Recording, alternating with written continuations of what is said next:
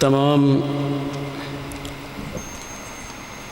حمد و تعریف و توصیف اللہ جل مجدہ الکریم کی ذات بابرکات کے لیے، جو خالق کائنات بھی ہے اور مالک شش جہات بھی۔ اللہ جل وعلا کی حمد و ثنا کے بعد حضور اکرم شفیع امم رسول محتشم، اللہ کے پیارے، امت کے سہارے، رب کے محبوب، دائنائے غیوب، مالک رکاب امم، فخر عرب و عجم، والی کون و مکان، سیاح لامکان، سید انس و جان، سرور لالا رخاں، نیر تاباں،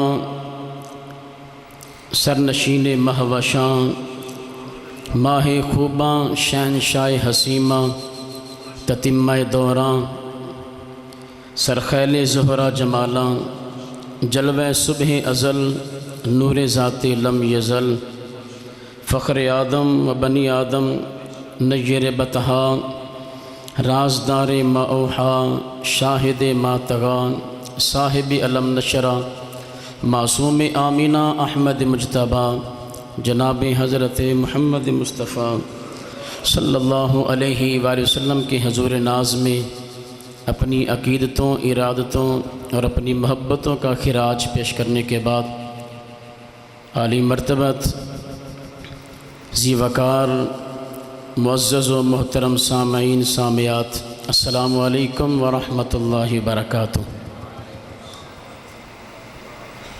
خالق کائنات کا کروڑہ شکر ہے جس نے اپنی توفیق کے خاص سے آج ہمیں اپنے گھر کے اندر اپنا اور اپنے محبوب کا ذکر کرنے کے لیے توفیق عطا فرمائی ہے، اور میں شکر گزار ہوں برادری اصغر، برخوردار، عالم نبیل، فاضل جلیل، مقرر شیریں بیان، حضرت علامہ مولانا مفتی اظہر حسین ترازی صاحب دامت برکاتہ العالیہ۔ انہوں نے مجھے حکم دیا تو میں حاضر ہو گیا ہوں۔ دعا ہے اللہ تبارک و تعالی ہماری اس حاضری کو اپنی بارگاہ کے اندر شرف قبولیت عطا فرمائے، اور اللہ تعالی مجھے حق بیان کرنے کی اور ہم سب کو سننے کے بعد اس پر عمل کی توفیق عطا فرمائے۔ کیونکہ علامہ صاحب نے مجھے حکم دیا کہ آپ نے پہلے ایک نعت سنانی ہے، اور جب آپ نے بیان ختم کرنا ہے تو اس کے وقت بھی ایک نعت میں سنانی ہے، تو میں کوشش کروں گا کہ وقت کے دامن میں، کیونکہ اتنی وسعت نہیں ہے، تو اسی کے اندر رہتے ہوئے اپنے موضوع کو مکمل کروں، اور اس کے بعد انشاءاللہ نعت کے 2-3 اشعار میں سناؤں گا۔ آج جس موضوع پر میں بات کرنا چاہتا ہوں وہ نماز ہے، کیونکہ جیسے ہی ماہ رمضان کا مقدس مہینہ آتا ہے تو مسجدوں کے اندر نمازیوں کی تعداد بہت زیادہ بڑھ جاتی ہے، اور جیسے ہی ماہ رمضان کا اختتام ہوتا ہے تو وہی نمازی رہ جاتے ہیں جو پورا سال مسجد کے اندر پکے نمازی ہوتے ہیں۔ تو یہ سوال ہے نا ایک کہ نماز کیا فقط رمضان کے اندر فرض ہے یا باقی مہینوں میں بھی فرض ہے؟ اس حوالے سے چند باتیں میں نے آپ کے سامنے گوش گزار کرنی ہیں۔ جس طرح کہ آپ احباب جانتے ہیں کہ جس قدر مہنگائی کا سیلاب، بیماریوں کا سیلاب، پریشانیاں، دکھ تکلیفیں ہر گھر کے اندر ہیں، اور ہر گھر کے اندر کوئی نہ کوئی مریض بیمار موجود ہے۔ اصل میں مسئلہ یہ ہے کہ جب ہم نے خود اپنی بیماریوں کا علاج اپنی طرف سے ڈھونڈنا شروع کر دیا ہے، اس وقت سے معاملات خراب ہونا شروع ہوئے۔ مثلا ایک آدمی بیمار ہو جاتا ہے تو بیمار ہونے کے بعد اگر وہ خود ایک چیز کو جانتا ہی نہیں، وہ ایک معالج ہے، ایک آدمی جو ہے وہ عام آدمی ہے، تو جو چیز ڈاکٹر جانتا ہے، معالج جانتا ہے، وہ عام آدمی نہیں جانتا۔ کسی کو سر درد ہو جائے، بخار ہو جائے، وہ ڈاکٹر کے پاس چلا جائے، ڈاکٹر نے ایک گولی لکھ کر دے دی، پیناڈول سمجھ لیں، ڈسپرین لے لیں، کوئی بھی گولی ہے۔ اب وہ گولی کھا کر جیسے اس کو سکون ملتا ہے، کیا کبھی آپ نے غور کیا ہو؟ آپ بھی اسی معاشرے میں رہتے ہیں، میں بھی رہتا ہوں، آپ ڈاکٹر سے پاس جاتے ہیں، جب وہ پیناڈول کی گولی دیتا ہے نا، کبھی آج تک کسی بندے نے یہ سوال نہیں کیا کہ ڈاکٹر صاحب یہ جو پیناڈول گولی ہے اس کے اندر کون کون سے فارمولے موجود ہیں، کون کون سی جڑی بوٹیوں سے یہ بنی ہے، کیا اس گولی سے مجھے فائدہ ہوگا کہ نہیں ہوگا؟ یہ سوال نہیں ہوتا، کیونکہ ہمیں ڈاکٹر پر اعتماد ہے، یقین ہے کہ اس آدمی نے یہ کورس کیا ہوا ہے، یہ اس کو جانتا ہے، اتنا علم اس کے پاس ہے، تو ہم اس پر اعتماد کرتے ہوئے وہ گولی لے کر آ جاتے ہیں، جیسی گولی کھاتے میں آرام آ جاتا ہے۔ لیکن کبھی ہم نے پوچھا نہیں بھی اس گولی کے اندر کون کون سے کیمیکل موجود ہیں، کون کون سی جڑی بوٹیاں ہیں، ہم نے کبھی سوال نہیں کیا۔ کیوں کہ ہمیں پتہ ہے کہ جو میں جانتا ہوں اور یہ ڈاکٹر جو جانتا ہے، فرق ہے، اس نے وہ چیز پڑھی ہے، اس کے پاس علم ہے، نالج ہے، یہ بخوبی بتا دے گا، لیکن میرے پاس نہیں ہے۔ لیکن مجھے اتنا یقین ہے کہ اس ڈاکٹر سے دوائی لوں گا تو آرام ضرور آ جائے گا۔ تو اگر ایک ڈاکٹر پر ہمیں اتنا اعتماد ہو، ایک معالج پر اتنا اعتماد ہو، کاش کہ ہمیں قرآن پر بھی اتنا اعتماد ہو جائے، قرآن پر اتنا یقین ہو جائے۔ آپ میں سے کوئی بندہ شاید یہ نہیں کہے گا کہ قرآن مجید میں کون سی ایسی بیماری ہے، کون سی ایسی دکھ درد تکلیف ہے جس کا علاج قرآن کے اندر موجود نہیں ہے۔ قرآن کے اندر ہر چیز کا علاج موجود ہے۔ قرآن کہتا ہے قد افلح المؤمنون الذین هم فی صلاتهم خاشعون۔ اگر تم دنیا کی کامیابی چاہتے ہو تو پھر اللہ کی بارگاہ میں کھڑے ہو جو نماز ادا کرو، یہ کامیابی ہے۔ قرآن کہہ رہا ہے کامیابی نماز کے اندر ہے، اور اس کے متعلق نبی کریم علیہ السلام کے فرامین بے شمار آپ کو حدیث مبارکہ کے اندر آپ کو ملیں گے کہ نماز ایک ایسی عبادت ہے جس کے اندر انسان کی جو جسم کی کیفیت ہے، جسم کے ساتھ جو تعلق رکھنے والی چیزیں ہیں، ورزش ہے، وہ بھی مکمل ہوتی ہیں۔ اور جب انسان نماز کے لیے کھڑا ہوتا ہے تو پھر نبی کریم علیہ السلام نے فرمایا جب کوئی نمازی نماز کے لیے اللہ کی بارگاہ میں حاضر ہوتا ہے، فرشتے عرض کرتے ہیں مولا یہ جو نمازی آیا ہے اس پر گناہوں کا بوجھ ہے، گناہوں کی گٹھڑیاں ہیں، کیا نماز سے پہلے اس سے بوجھ اتار نہ دیں تھوڑی دیر کے لیے، تاکہ تیرا بندہ ہلکا ہو کر جو ہے وہ تیری بارگاہ میں سربسجود ہو جائے۔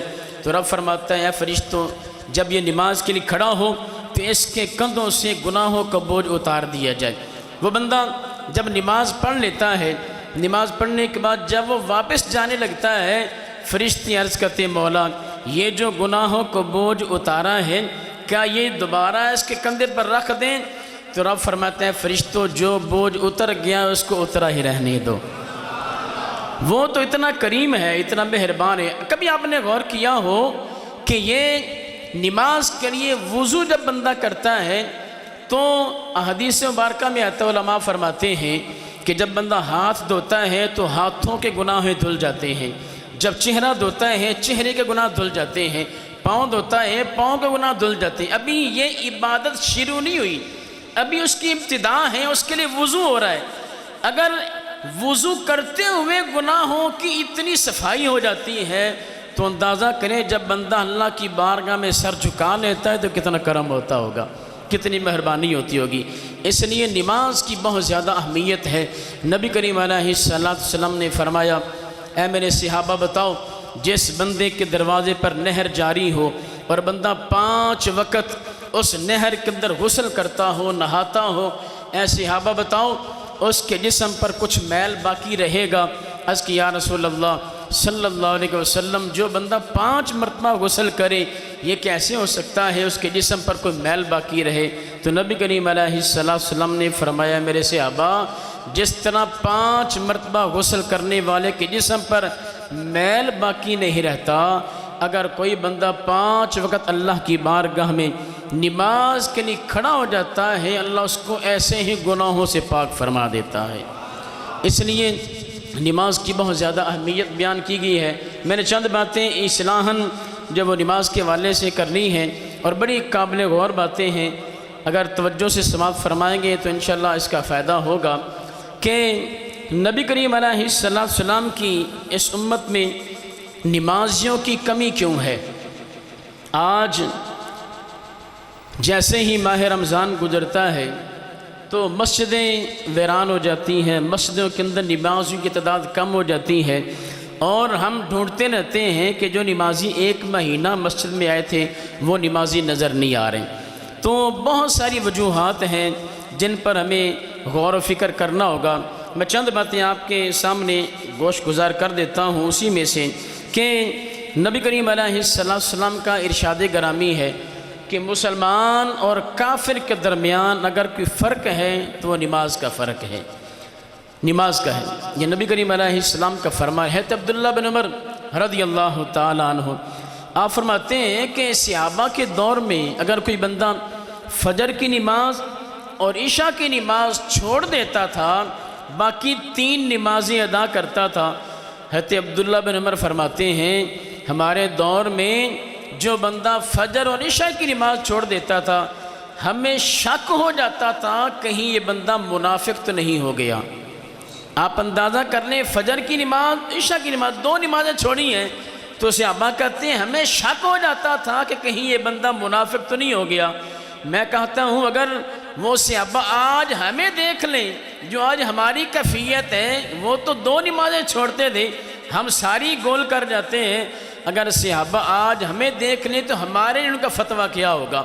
شاید ہمیں وہ مسلمان ہی ڈکلیئر نہ کریں کہ جو ساری نمازیں گول کر جاتے پھر بھی کہتے ہیں معاشق رسول ہیں، پھر بھی غلامی رسول میں موت بھی قبول ہوتی ہے۔ تو میں کہتا ہوں غلامی رسول میں موت قبول نہیں ہونی چاہیے، غلامی رسول میں زندگی قبول کریں۔ غلامی رسول میں زندگی قبول ہو، بھی موت کیوں قبول ہے؟ بھی ساری زندگی حضور کی غلامی میں قبول کیوں نہیں ہے؟ نماز غلامی رسول میں قبول کیوں نہیں؟ ہم سارا دن جلسوں پر بڑی بڑی تقریریں، بڑے بڑے نعرے، بڑی بڑی ریلیوں کے اندر جا کر یہ نعرہ بلند کرتے ہیں، آپ بھی لگاتے ہیں، میں بھی لگاتا ہوں، غلامی رسول میں موت بھی قبول ہے، تو غلامی رسول میں نماز کیوں قبول نہیں؟ اور یہ ہمارے کھوکھلے نعرے ہیں، ان کے اندر ذرا بھی جان نہیں ہے۔ آج ہماری کیفیت یہ ہے نا کہ ہم تو نمازوں سے بھی دور بھاگتے ہیں، نماز پڑھنا ہی نہیں چاہتے۔ آؤ میں آپ کو نبی کریم علیہ السلام کے ایک غلام کی داستان سناؤں۔ نبی کریم علیہ السلام کے ایک صحابی ہیں، نوجوان صحابی ہیں، بہت سی جنگوں کے اندر انہوں نے کفار کو واصل جہنم کیا، لیکن ایک مرتبہ ایسا ہوا وہ صحابی رسول جن کو کافروں نے گرفتار کیا، گرفتار کرنے کے بعد انہوں نے پلاننگ کی، میٹنگ یہ کی کہ یہ وہ نوجوان ہے جس نے بہت سارے ہمارے کفار کو قتل کیا ہے، کیوں نہ ہو اس کو جو ہے خطرناک سزا دی جائے، سخت سزا دی جائے۔ فیصلہ کیا ہوا؟ فیصلہ ہوا اس کو ایک جیل کے کمرے میں بند کر کے ایک شیر لایا جائے، وہ شیر کو 3 دن بھوکا رکھا جائے، 3 دن بھوکا رکھنے کے بعد اس شیر کو اس جنگل کے اس جیل کے کمرے میں بند کر دیا جائے، اور وہ اس کی بوٹی بوٹی کر دے، چیر پھاڑ دے۔ جب فیصلہ ہو گیا، ایک شیر لایا گیا، اس شیر کو 3 دن بھوکا رکھا، بھوکا رکھنے کے بعد جب اس نوجوان صحابی رسول کے کمرے کے اندر، جیل والے کمرے کے اندر اس شیر کو چھوڑا گیا، اور لوگ ابھی ادھر ادھر سے دیکھ رہے ہیں، نظارہ دیکھنے کے لیے تیار ہیں کہ دیکھیں یہ وہ ہے جس نے کتنے کفار کو قتل کیا، آج اس کی یہ شیر بوٹیاں بوٹیاں کر ڈالے گا، چیر پھاڑ ڈالے گا۔ یہ نظارہ دیکھ کر محظوظ ہوں گے، خوش ہوں گے۔ جب لوگ یہ نظارہ دیکھنے کے لیے سائڈوں پر کھڑے ہو گئے، کیا دیکھتے ہیں؟ جیسے ہی شیر کو اندر بھیجتے ہیں، وہ نوجوان جو حضور کا غلام ہے وہ نماز کی حالت میں ہے، سجدے کے اندر موجود ہے۔ جیسے ہی شیر کو چھوڑا، حالانکہ شیر 3 دن کا بھوکا ہے، 3 دن کا بھوکا ہو، جنگل کا درندہ ہو اور ہو بھی شیر، جاتے ہی اس نے کھایا نہیں، نقصان نہیں کیا، بلکہ کیا کیا؟ علماء فرماتے ہیں جیسے ہی داخل ہوا اس نوجوان کے قدموں کو چاٹنا شروع کر دیا. اس نوجوان کے جب قدموں کو چاٹنا شروع کیا، چومنا شروع کیا، وہ سارے کفار دیکھ کر حیران ہو گئے کہ عجیب معاملہ ہے کہ ذات کا شیر ہے، جنگلی درندہ بھی ہے اور 3 دن کا بھوکا بھی ہے، لیکن نقصان کیوں نہیں پہنچا رہا. اتنی دیر میں وہ نوجوان اس نے سجدے سے سر اٹھایا. اٹھانے کے بعد اس نے اپنی اس جگہ کو دیکھا جس جگہ پر شیر نے اپنی وہ زبان لگائی ہے، اس کا لب لگا ہوا ہے، اس کی تھوک لگی ہوئی ہے. جیسے نوجوان نے دیکھا نہ رونا شروع ہو گیا.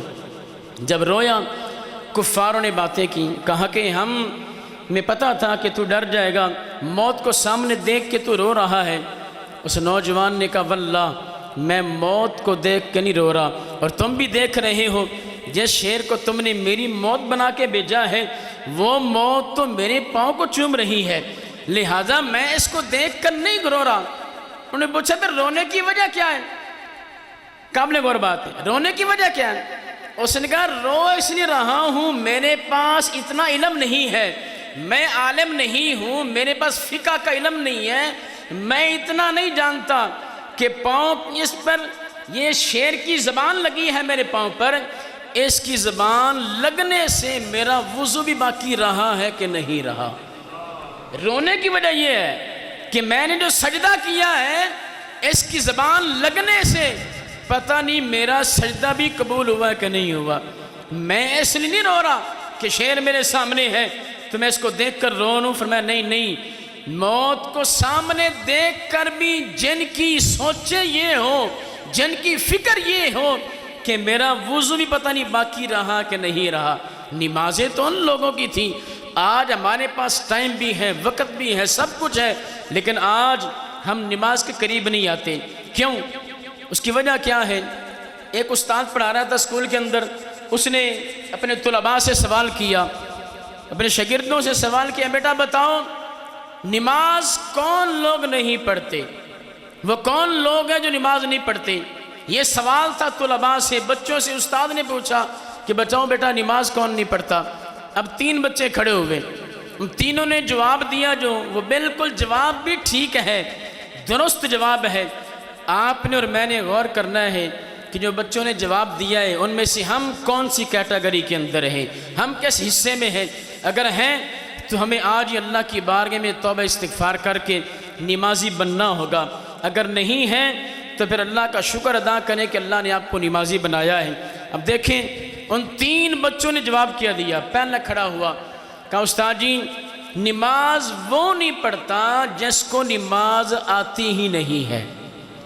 نماز وہ نہیں پڑھتا جس کو نماز پڑھنی نہیں آتی. اور آج بھی اس معاشرے میں کتنے لوگ ایسے ہیں جن کو نماز پڑھنی نہیں آتی، اور میں اس کا چشمدید گواہ ہوں. ایک جگہ پر ہم گئے نماز جنازہ پڑھنے کے لیے، تو وہاں پر ایک آدمی جو ہے اس نے نیچے رومال بچھا لیا، اپنے سامنے جہاں بندہ کھڑا ہوتا ہے نا اس کے سامنے رومال بچھایا. تو لوگوں نے پوچھا بھئی یہ رومال بچھانے کی وجہ؟ اس نے کہا یہاں نیچے مٹی ہے، اگر میں سجدہ کروں گا تو یہاں پہ میرا سر جو ہے مٹی میں لگے گا تو لہٰذا یہاں مٹی لگ جائے گی. اس نے کہا بدبخت آدمی نماز جنازہ میں تو سجدہ ہوتا ہی نہیں ہے. یعنی جس بندے کو اتنی عقل نہیں ہے، اتنا وہ بدبخت آدمی ہے، اتنا بڑا ہو گیا، لیکن یہ بھی معلوم نہیں ہے کہ نماز جنازہ میں تو سجدہ ہی نہیں ہوتا. اتنے ایسے لوگ کتنے موجود ہیں جن کو پہلا کلمہ صحیح پڑھنا نہیں آتا.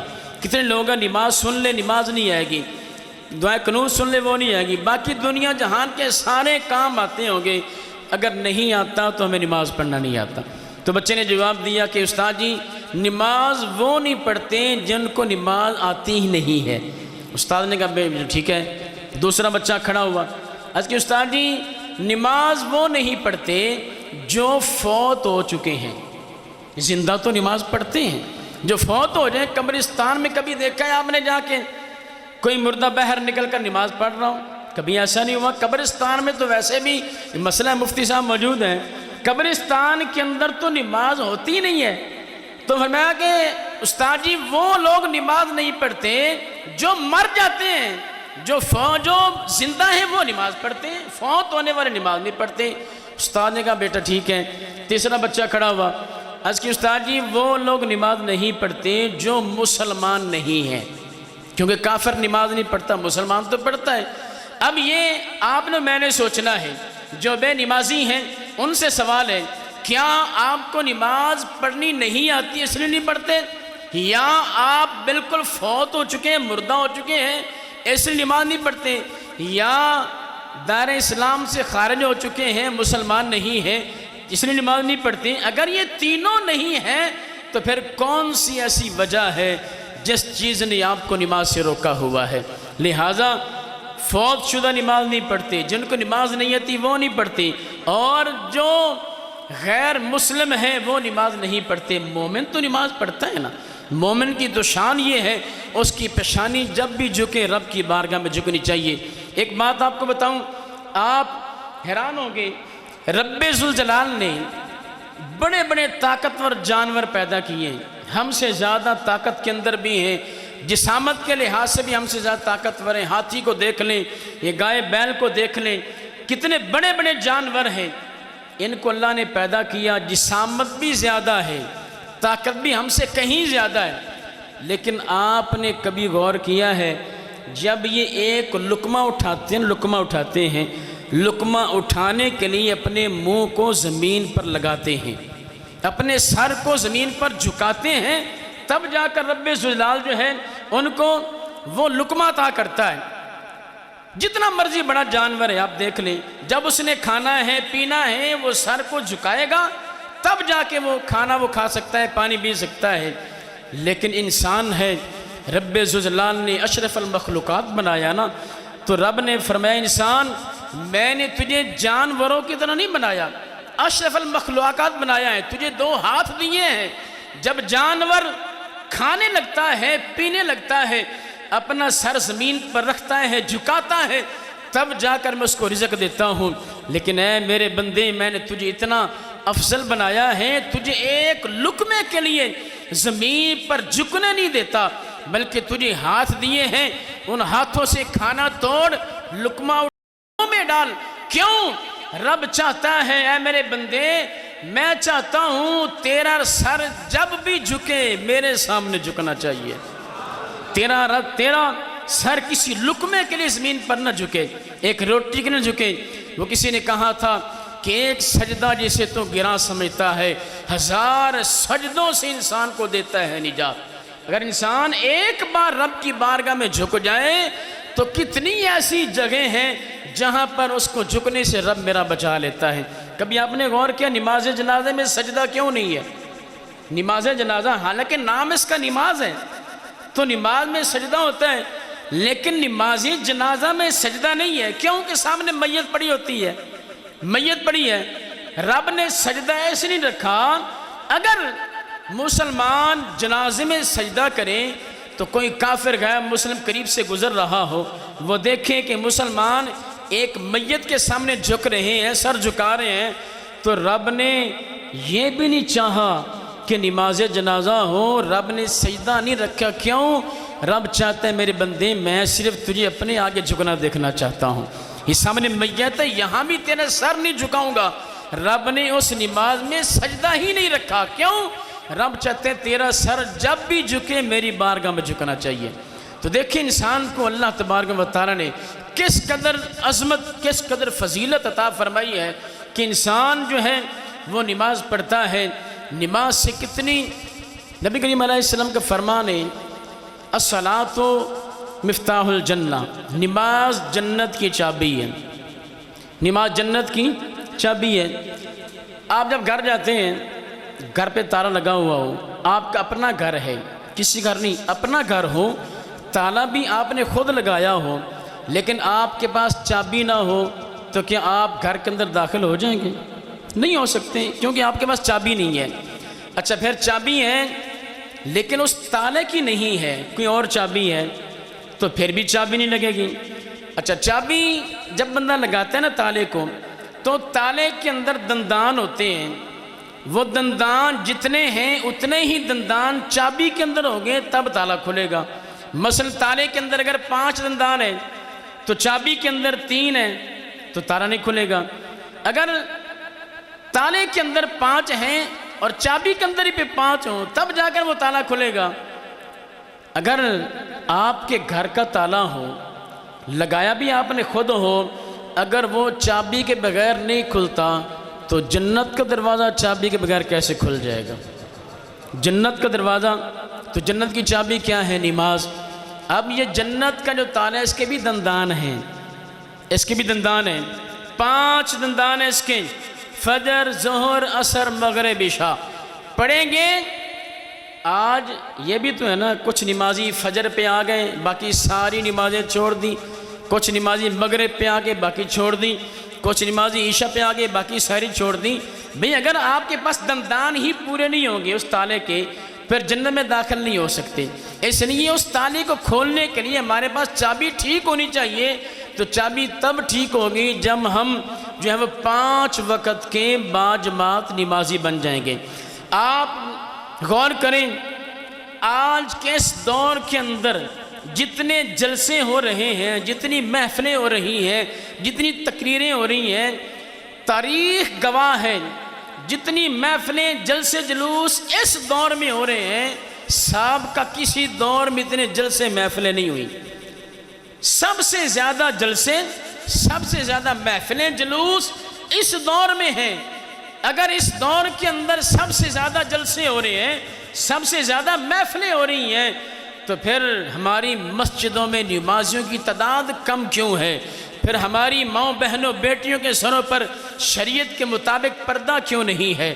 پھر ہمارے معاشرے کے اندر جو ہے شریعت کے مطابق عمل کیوں نہیں ہے؟ جب محفلیں کثرت سے ہو رہی ہیں، جلسے کثرت سے ہو رہے ہیں، جلوس کثرت سے ہو رہے ہیں، پھر نمازوں کی تعداد کیوں نہیں بڑھ رہی؟ ہماری ماؤں، بہنوں، بیٹیوں کے سروں پر وہ چادریں کیوں نہیں ہیں؟ وہ پردہ کیوں نہیں کرتی ہیں؟ وہ شرم و حیا کہاں گیا؟ وہ سب کچھ ختم کیوں ہو گیا؟ ہمارے معاشرے کے اندر دین پر عمل کرنا کیوں تھوڑا ہو گیا؟ اگر جلسے زیادہ ہیں، جلوس زیادہ ہیں، محفلیں بھی زیادہ ہیں۔ ابھی مجھے مفتی صاحب نے کہا کہ جمعے کے بعد بھی ہم نے کہیں محفل پہ جانا ہے۔ بھی محفلیں اس قدر زیادہ ہوں تو تعداد نمازیوں کی کم کیوں ہے؟ یہ سوال ہے۔ اس کا جواب کیا ہے؟ اس کا جواب یہ ہے کہ ہم نے کسی بھی محفل پہ جانا ہو، بہت بڑے عالم دین کی تقریر سننی ہو، آپ کے قاری صاحب بہت اچھا خطیب ہیں، یہ بہت اچھی تقریر کرتے ہیں، اللہ نے اچھی آواز دی ہے، آپ سنتے ہیں، محظوظ ہوتے ہیں، لطف آتا ہے، سرور آتا ہے۔ لیکن میرا ایک سوال ہے، آپ کہیں بھی چلے جائیں، کسی خطیب کو سنتے ہیں، کسی عالم دین کو سنتے ہیں، آپ سن کے واپس آتے ہیں، صبح آپ سے دوست پوچھتے ہیں بھی فلاں جگہ پہ فلاں خطیب آیا تھا، فلاں مقرر آیا تھا، تو کیسا بیان کیا؟ آپ کہتے ہیں کیا بات ہے جی، مزہ آ گیا، لطف آ گیا، بہت پیاری تقریر کی۔ تو میں کہتا ہوں بھی قاری صاحب نے تو بہت خوبصورت بیان کیا، انہوں نے اچھا بیان کیا، لیکن تو بھی تو بتانا، تو نے بیان سننے کے بعد تو نے عمل کتنا کیا ہے؟ سوال یہ ہے، آج ہم علماء کو سنتے ہیں کانوں کے چسکے کے لیے، آج علماء کو سنتے ہیں دل کو خوش کرنے کے لیے، آج علماء کو سنتے ہیں ذوق اپنا تازہ کرنے کے لیے۔ یہ جی سلطان بہو کا شعر سنا دیں تو بڑا لطف آ جائے گا، میاں صاحب کا شعر سنا دیں بڑا لطف آ جائے گا، بھی سننا چاہیے، لیکن میں کہتا ہوں سننے کے بعد ہمارا عمل کیوں نہیں ہوتا؟ ایک عالم دین 1 گھنٹہ تقریر کرے، 1 گھنٹہ گفتگو کرتا ہے، وہ آپ کو قرآن سناتا ہے، حضور کا فرمان سناتا ہے، اس نے حق ادا کر دیا، لیکن ہم نے فقط اپنے کانوں کے چسکے کے لیے، اپنے ذوق کو تازہ کرنے کے لیے، اپنا لطف لینے کے لیے سن تو لیا، لیکن ہم نے اس پر عمل نہیں کیا۔ جب تک ہم اپنے علماء کو صرف کانوں کی چسکے کی حد تک رکھیں گے، اپنے ذوق کو تازہ کرنے کی حد تک رکھیں گے، اپنے دل کو خوش کرنے کے لیے سنیں گے، اتنی دیر تک نہ ہی ہمارے نمازیوں کی تعداد بڑھ سکتی ہے، نہ ہی ہماری ماؤں، بہنوں، بیٹیوں کے اندر شرم و حیا پیدا ہو سکتا ہے، نہ ہی ہمارے معاشرے کے اندر دین پر کامل عمل ہو سکتا ہے۔ کیوں؟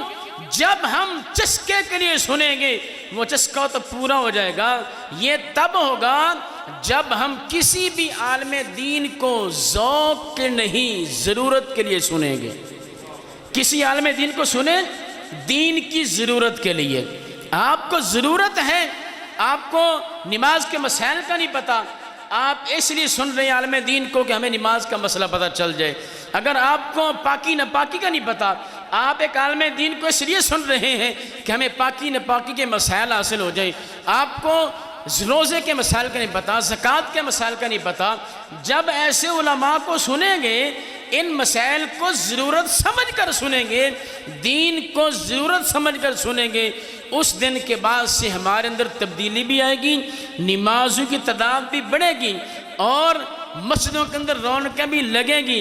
لیکن اگر ہم نے یہی حال رکھا جو آج ہماری کیفیت، پھر یاد رکھیں، پھر جس طرح آج ہمیں یہ فقدان نظر آ رہا ہے کہ جگہ جگہ پر جو ہے ہم دیکھتے ہیں مسجدیں بڑی بڑی عالی شان مسجدیں ہوتی ہیں۔ نبی کریم علیہ السلام نے فرمایا ایک وقت آئے گا مسجدیں بڑی عالی شان ہوگی، مسجدیں بڑی خوبصورت ہوں گی، لیکن مسجدوں کے اندر نمازی نہیں ہوں گے۔ اچھا قالین بچھا لینا مسجد کی آبادی نہیں، یاد رکھیں۔ اچھا سونڈ لگا لینا، اچھا پتھر لگا لینا، اچھے قالین بچھا دینا، سنگ مرمر لگا دیں، اے سی لگوا دیں، یہ مسجد کی زینت نہیں ہے۔ یاد رکھیں مسجدوں کی زینت نمازیوں کی جھکی ہوئی گردنیں ہوتی ہیں۔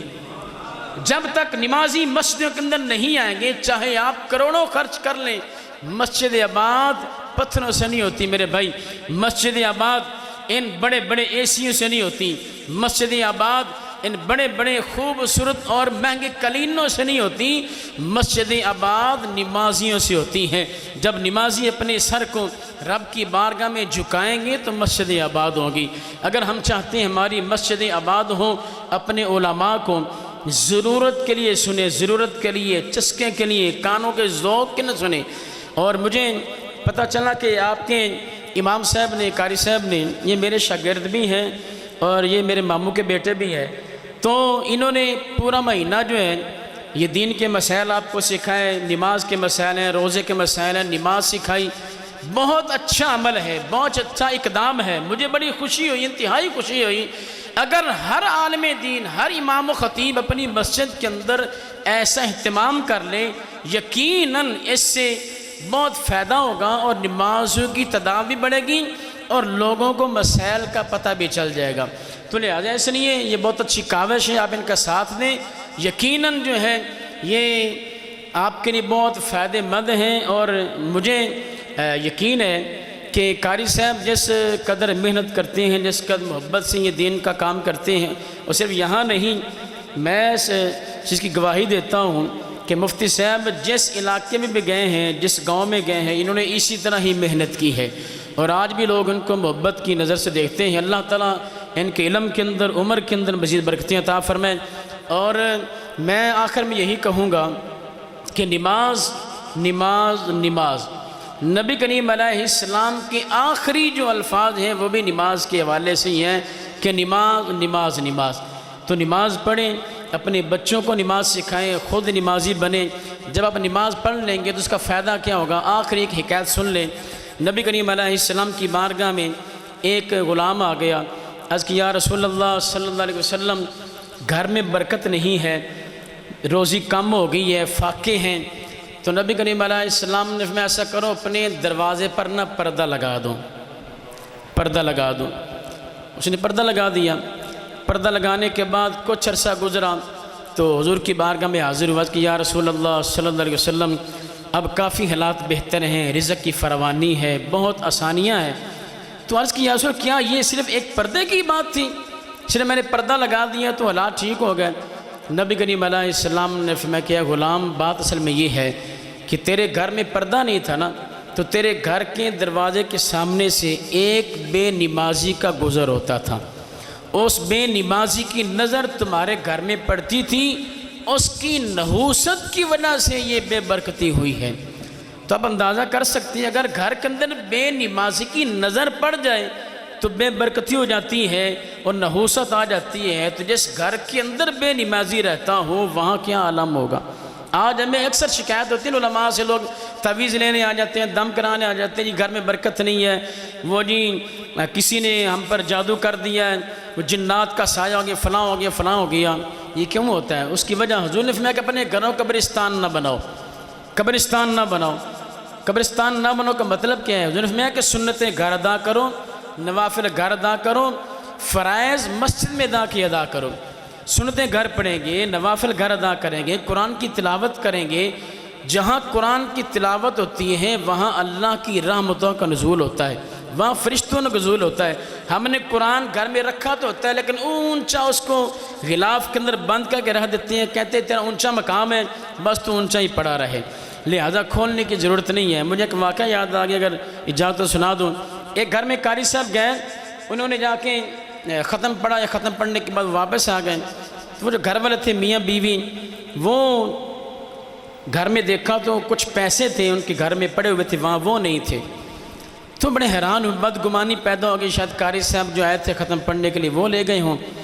کچھ عرصے کے بعد دوبارہ قاری صاحب کو بلایا گھر میں کسی کام کے لیے، ختم کے لیے، قاری صاحب آئے، انہوں نے آ کے ختم پڑھا، تو اس کے بعد نا گھر والوں نے، میاں بیوی نے اظہار کر دیا، قاری صاحب فلاں دن آئے تھے تو آپ نے ختم شریف پڑھا تھا، تو یہاں ہمارے اتنے پیسے پڑے ہوئے تھے، تو شاید ہمیں شک ہے کہیں وہ آپ تو نہیں لے گئے۔